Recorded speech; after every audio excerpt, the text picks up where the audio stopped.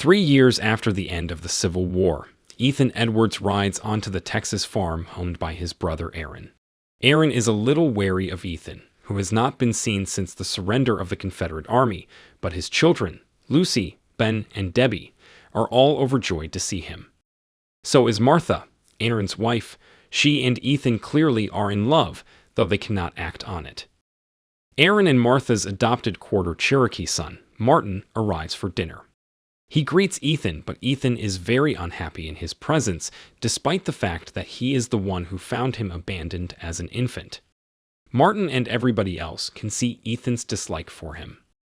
As the night draws in, Martin sits outside on the porch feeling distant from the family in Ethan's presence. He goes off to bed, as do the other kids, and Aaron and Martha soon discover that Ethan is in possession of newly minted Northern money. Aaron agrees to hide the money for Ethan and tells him he is free to stay as long as he likes. Ethan knows his welcome is tenuous, however, and after everyone else goes to bed, sits alone on the porch. The next morning, the Reverend Captain Samuel Clayton, the area's minister and captain of the Texas Rangers, comes with a posse to the farm. Someone has run off Lars Jorgensen's cattle. Clayton deputizes Aaron and Martin to join the Rangers' posse. Ethan tells Aaron he is not to go, but instead to stay close to home in case the cattle rustling was in fact a diversionary ploy by aggressive Native Americans. Clayton is glad to see his former compatriot in the Confederate Army, but also mentions that Ethan matches the description of a lot of wanted criminals. Ethan agrees to go with the Rangers to search for the cattle, but refuses to swear an oath to the state of Texas, believing that his oath to the Confederacy is sufficient. They ride off and follow the trail, and it isn't long before Marty tries to share his concerns about what they are following with Ethan, but Ethan is dismissive because of Marty's biracial heritage. After several hours of riding, the posse finds Jorgensen's cattle slaughtered in the desert. They realize that a band of Comanche Indians have lured them away from their farms. Because Jorgensen's farm is closest, most of the posse rides there. Ethan, Marty, and the slightly demented Mose Harper decide to ride for Aaron's farm. But Marty wants to ride off straight away, and Ethan knows that the horses won't make it. They need resting for a while. Martin doesn't care and angrily rides off anyway. As dusk sets in, Aaron becomes suspicious at his farm as he hears noises in the distance. Fully aware of what Mose was saying about the Comanches, he and Martha try to stay calm in front of the kids while Aaron picks up a shotgun to pretend he's going to do some hens. Martha starts to close the windows and put out the lights. Lucy realizes what is going on and starts to scream in terror. Martha slaps her and tries to calm her and comfort her. They get Debbie out of the window so that she can go off to safety while they prepare for the inevitable. Debbie runs off and sits by a headstone. A shadow looms over her. It is the chief of the tribe, Scar. He blows his horn to call his tribe. Early in the morning, Ethan and Mose ride along and see Martin stood wanting a ride from them. His horse has failed to make the journey, but Ethan rides along past him and Mose follows. Ethan sees that the ranch is burned down and rides down to try to find any survivors from the attack. Aaron, Martha, and Ben have been slaughtered, and Lucy and Debbie are missing. As the funeral takes place and the people sing a hymn, Ethan becomes frustrated and just wants to get on with taking revenge. He tells Clayton to cut the prayer short so that they can go searching for Debbie and Lucy. They find a partially buried Indian corpse, who has died apparently from being wounded during the attack. Ethan shoots the warrior's eyes out to further mutilate the corpse and prevent it from reaching the afterlife. Soon Ethan finds the Comanches setting up camp near a river 20 miles away from where the rest of the posse are. He returns to them and tells them they'll wait until nightfall and attack them. Clayton doesn't think it's a good idea because it could result in Lucy and Debbie being killed. Instead, they slowly sneak in but find that they are gone. As they travel along the desert, the Comanches try to get the posse into a trap. They manage to make it to the other side of the river and fend them off in a gun battle, which results in one of them being wounded. As the Comanches try to collect their dead and injured members, Ethan tries to shoot more of them, but Clayton stops him. Full of rage, Ethan angrily tells them that he's going on alone to pursue them. Marty and Lucy's boyfriend, Brad Jorgensen, want to join him. Ethan agrees on the condition that he's in charge. the three of them separate from the rest of them, who return home with the wounded member of the group.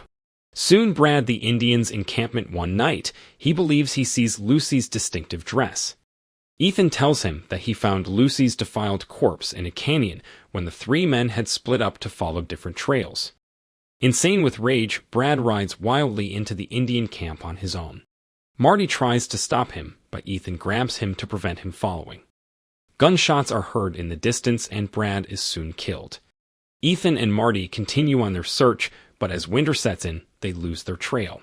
They return to the Jorgensens' ranch. Marty has a tenuous romantic relationship with the Jorgensens' daughter, Lori. Mrs. Jorgensen gives Ethan a letter from a trader named Futterman, who says he might have information about Debbie. Ethan arranges for Marty to stay with the Jorgensens, but Marty wants to go with him. However, in the morning, he discovers that Ethan has taken off on his own. Fearing that Ethan will kill Debbie if he finds her, he still takes off after him, much to Lori's displeasure. At Futterman's trading post, he tells them that he purchased a swatch of calico print dress from an Indian band led by a war chief named Scar. Marty recognizes it as Debbie's. Futterman tells them that she was taken by Scar, the chief of the Nawyeka tribe. Ethan pays Futterman part of the reward. He tells him he'll get the rest when and if they find Debbie. Futterman asks them if they want to stay the night, but Ethan refuses. He knows Futterman is after his money. Later that night, Futterman and two accomplices follow Ethan and Marty for the rest of the money, but Ethan knows what they are up to. He leaves Marty by the campfire to sleep while he goes to hide with a rifle, ready to take the men out. He shoots all three men in the back and retrieves his money from the dead body. Marty is angry that Ethan just left him for bait, but Ethan just calmly tells him to get ready to move on. By now, the search for Debbie has continued for a year or more. Marty writes a letter to Lori detailing his and Ethan's attempts to find Debbie. Charlie McCory delivers the letter, and she reads it out loud to the family and narrates the next part of their journey. Ethan and Marty have traveled out of Texas into Colorado and parts north. Lori is outraged to learn that Marty accidentally acquired an Indian bride look while trying to trade for blankets with a different band of Comanche. Marty tried to drive her away, but Ethan finds the situation amusing. When Look learned they were tracking Scar, she abandoned them in the night. They later found her in a Comanche camp that had been slaughtered by the American cavalry. Marty and Ethan visited a local fort where white women who had been with the Comanche are, having been rescued by the cavalry. Ethan and Martin tell them that they are looking for a girl who was taken and will be around the age of 14 now. They are taken to three girls of that age, who appear to be deranged from their experiences, but none of them are Debbie. One of the girls snatches Debbie's doll from Marty's hands, and as she rocks with it back and forth, Ethan looks her horrified, thinking of what Debbie will be like if they find her. Lori finishes reading the letter by telling everyone that Ethan and Marty are heading for the new territory. Lori swears she will give up on Marty, which delights Charlie, who begins to serenade her. 5 years later, Ethan and Marty are in New Mexico territory, where they find Mose in a cantina. He has met Figueroa, a merchant who trades with Scar's tribe. Figueroa takes them to meet Scar. Scar and Ethan are both annoyed to learn each speaks the other's language. In Scar's tent, Ethan and Marty see Debbie, now a teenager. They return to their own camp by a creek. Marty asks Ethan if Scar wants to kill them. Ethan reckons so, and explains that the only reason he has let them escape with their lives for now is because of the Comanche Code of Honor. In the distance, Debbie comes running down the sand dune to Marty. He begs her to try and remember him.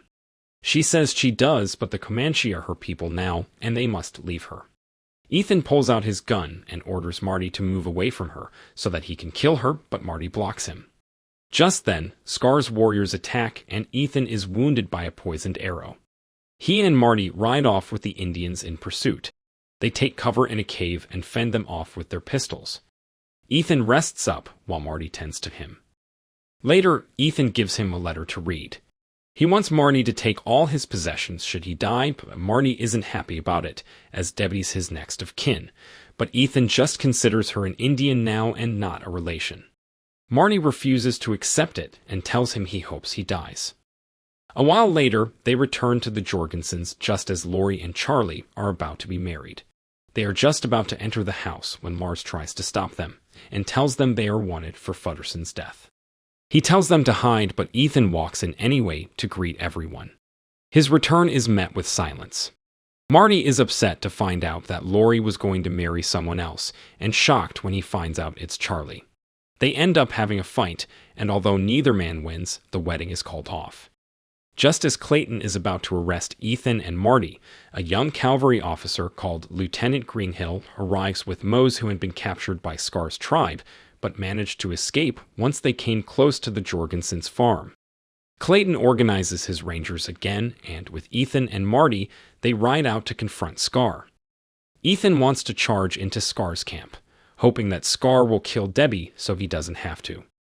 Marty persuades Clayton, who is in charge, to let him sneak into camp and rescue Debbie before the charge. When he does so, he has to keep her from screaming for help. Scar enters the tent, but Marty beats him to the draw, killing him. Clayton, Ethan, and the Rangers charge into the camp, killing or scattering the Comanche. Ethan finds Scar's body and scalps it. As he rides out of the tent holding the scalp, he sees Debbie in the distance. Fearing for her life, she runs away and Ethan rides after her. Knocking Marty aside, he pursues near a cave. As she cowers, he reaches down and picks her up. Cradling her in his arms, he says, "Let's go home, Debbie." Ethan and Marty take Debbie back to the Jorgensens' ranch, where Lars, Mrs. Jorgensen, and Mose are waiting.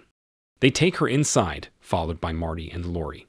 Ethan stands outside, then turns and walks away as the door closes on him.